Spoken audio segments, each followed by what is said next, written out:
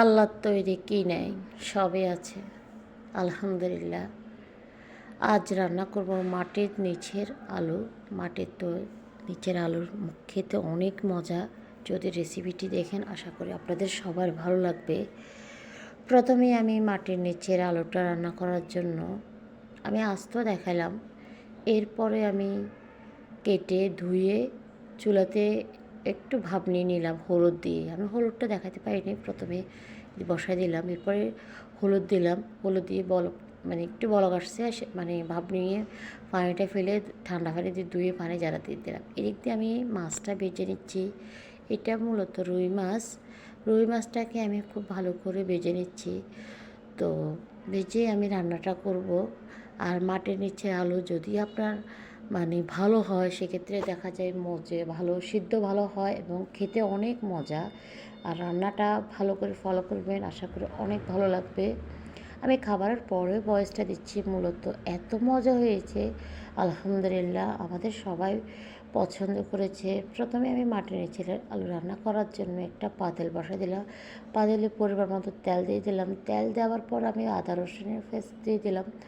আদা রসুনের পেস্ট দেওয়ার পরে দিয়ে দিলাম হলুদের গুঁড়া, লাল মরিচের গুঁড়া, তারপর দিয়ে দিলাম স্বাদ মতো লবণ। তারপর স্বাদ মতো লবণ দিয়ে ধনিয়া জিরার গুঁড়ো দিয়ে দিলাম। তারপর ধনিয়া জিরার গুঁড়ো আসলে অন করিনি, ধনিয়া জিরার গুঁড়া দিয়ে দিলাম। ধনিয়া জিরার গুঁড়ো দিয়ে একটু পানি দিয়ে মশলাটা খুব ভালো করে কষাই নিলাম। মশলা খুব ভালো করে কষানোর পরে আমি একটু পানি দিয়ে দিলাম। পানিটা একটু বলক আসার পরে আগে থেকে মাছটা ভেজে রাখা মাছটা দিয়ে দিলাম। মাছটা ওই মশলার মধ্যে ভালো করে কষায় নিয়ে আবার মাছটা তুলে নিচ্ছি একটা বাটির সাহায্যে। দেখতেই পাচ্ছেন একটা বাটির সাহায্যে নিয়ে নিলাম। নিয়ে আবার ওই ঝোলটার ভিতরে একটু করে দিয়ে দিলাম পানি দিয়ে আমি দিয়ে দিচ্ছি সিদ্ধ করা আলুগুলা দিয়ে আমি ভালো করে নেড়ে ছেড়ে দিব এখন। আর দেখতেই পাচ্ছেন এক বলকের সাথে একদম নরম হয়ে গেছে। আর তাছাড়া অত বেশি দেওয়া লাগে না, কারণ আমি দেখলাম যে অনেক সময় দেখা যায় মাটির নিচের আলুগুলো যেগুলো ভালো হয় ওগুলো কিন্তু খেতে অনেক মজা লাগে। আর অনেক বলে আলু আছে সহজে সিদ্ধ হতে চায় না, ওগুলো খেতেও ভালো লাগে না। তারপর আমি মাটির নিচের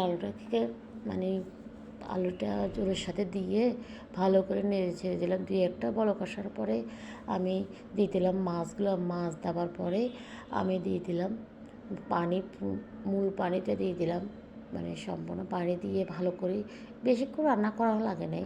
তারপর কিছুক্ষণ একটা বলক আসছে আর একটু ধনিয়া পাতা দিয়ে দিলাম।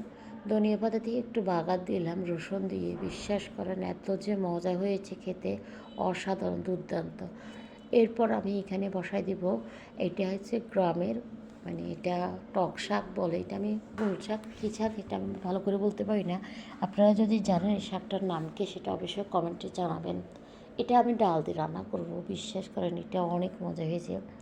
মনে হয় যে মাঝে মাঝে দেখা যায় এমন রান্না, মাঝে মাঝে রান্না করলে সব রান্না যেমন অসাধারণ হয়ে যায়। যাই হোক, বাসার সবাই পছন্দ করলে সব কিছুই ভালো লাগে, এটাই হচ্ছে মূল কথা। এখানে আমি দিয়ে দিচ্ছি পেঁয়াজ, আদা রসুনের পেস্ট, দিয়ে দিলাম হলুদের গুঁড়া, একটু লাল মরিচের গুঁড়া, তারপর ধনিয়া জিরার গুঁড়া দিয়ে দিলাম। দিয়ে একটু পানি দিয়ে আমি চুলাতে বসাই দিলাম। চুলাতে বসাই দিয়ে যখন বলক আসছে একটু মাঝারি সাইজের আলুটা দিয়ে দিলাম। ডালটা একটু সিদ্ধ হয়ে যাওয়ার পরে আমি দিয়ে দিলাম শাকগুলো দিয়ে আর বেশিক্ষণ লাগে নাই, এই শাকটা হয়তো অতটা সময় লাগে নাই। এরপর বাগার দিয়ে দিলাম একটু রসুন দিয়ে। বাগার দিয়ে চুলা থেকে নামে ফেললাম। দেখতেই পাচ্ছেন অসাধারণ রান্না। পুরো ভিডিও দেখার জন্য সবার প্রতি ধন্যবাদ, অসংখ্য ধন্যবাদ। আপনাদের ভালোবাসা দিবেন, ভালোবাসা নিয়ে যেন আমি সামনে এগিয়ে যেতে পারি, আরও সুন্দর ভিডিও দিতে পারি। আর কী ধরনের রান্না দেখতে চান, কী ধরনের ভিডিও দেখতে চান অবশ্যই কমেন্টে জানাবেন। আজকের মতো বিদায় নিলাম। আল্লাহ হাফেজ, আসসালামু আলাইকুম।